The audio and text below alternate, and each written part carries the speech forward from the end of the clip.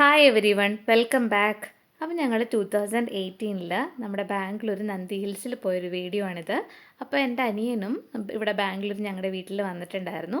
അപ്പം ഞാനും അനൂപേട്ടനും പാച്ചും അനിയനും കൂടെ രാവിലെ ഒരു 4:30 ആയപ്പോഴേക്കും വീട്ടിൽ നിന്ന് ഇറങ്ങിയിട്ടുണ്ടായിരുന്നു. അപ്പം ഞങ്ങൾ 2 ബൈക്കിലായിട്ടാണ് പോയത്. അപ്പോൾ ബൈക്ക് യാത്രയാണ്. ബൈക്കിൽ നമ്മുടെ നന്ദി ഹിൽസിൽ പോണത് ഒരു പ്രത്യേക ഒരു രസമാണല്ലോ. അപ്പോൾ നമുക്ക് ചുറ്റുമുള്ള വ്യൂസൊക്കെ ഇങ്ങനെ എൻജോയ് ചെയ്ത് നല്ല തണുപ്പും മഞ്ഞും ഇതൊക്കെ ആസ്വദിച്ച് പോകാമെന്ന് വെച്ചിട്ടുണ്ടെങ്കിൽ നല്ലൊരു രസമല്ലേ. പിന്നെ ഞാനും പാച്ചും അനിയനും ആദ്യമായിട്ടാണ് നന്ദി ഹിൽസിൽ പോകുന്നത്. അനൂപേട്ടൻ അതിന് മുമ്പൊക്കെ പോയിട്ടുണ്ട്, അനൂപേട്ടൻ്റെ ഫ്രണ്ട്സിൻ്റെയൊക്കെ ഒപ്പം. അപ്പോൾ ഞങ്ങൾക്ക് എന്താണ് ഈ നന്ദി ഹിൽസ് എന്ന് കാണാൻ വേണ്ടിയിട്ട് ഭയങ്കര ആഗ്രഹമായിരുന്നു. അപ്പോൾ അത് നല്ല രസമുണ്ടായിരുന്നു നന്ദി ഹിൽസ് കാണാനും അവിടുത്തെ വ്യൂസും അവിടേക്ക് ഈ ഹില്ലിനകത്തൊക്കെ ഇങ്ങനെ കയറി നടന്നതൊക്കെ നന്നായിട്ട് ഞങ്ങൾ എൻജോയ് ചെയ്തായിരുന്നു. പിന്നെ ആ തണുപ്പത്ത് അവിടെ താഴെ പക്കോടയൊക്കെ ഉണ്ടാക്കുന്നുണ്ടായിരുന്നു. അപ്പോൾ അതൊക്കെ നമ്മൾ അതിരാവിലെ എന്ന് പറയുന്നത് നല്ല തണുപ്പായിരിക്കുമല്ലോ. അപ്പോൾ അവിടെ ചെന്നിട്ട് ആ ചൂടിനോടെ പക്കോടയൊക്കെ തിന്നിട്ട് ആ വ്യൂസൊക്കെ ആസ്വദിച്ച് നടക്കാനായിട്ട് നല്ല രസമായിരുന്നു. പിന്നെ ബാംഗ്ലൂർ വരുന്ന എല്ലാവരും പോകാൻ ഇഷ്ടപ്പെടുന്ന അല്ലെങ്കിൽ കാണാൻ ആഗ്രഹിക്കുന്ന ഒരു പ്ലേസ് കൂടിയാണ് നന്ദി ഹിൽസ് എന്ന് പറയുന്നത്. പിന്നെ നന്ദി ഹിൽസിനകത്തോട്ട് പുതിയതായിട്ട് പോകുന്നവരോട് എനിക്ക് പറയാനുള്ളത് അതിരാവിലെ തന്നെ പോകണം. എങ്കിൽ ഒരു 5 o'clock 5:30 ആകുമ്പോഴേക്കും അവിടെ എത്തിയിരിക്കണം.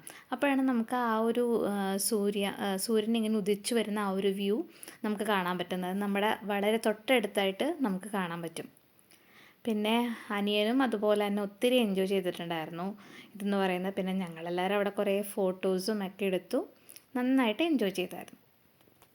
പിന്നെ നമ്മുടെ ബാംഗ്ലൂർ വന്ന് പഠിക്കുന്ന എല്ലാ മലയാളീസും തന്നെ അവരുടെ ഫ്രണ്ട്സിൻ്റെയൊക്കെ ഒപ്പം ഒരിക്കലെങ്കിലും ഇവിടെ കറങ്ങാൻ പോയിട്ടുണ്ടാവും. കാരണം അത്രയ്ക്ക് നല്ല ബ്യൂട്ടിഫുൾ ആയിട്ടുള്ളൊരു പ്ലേസ് ആണല്ലോ.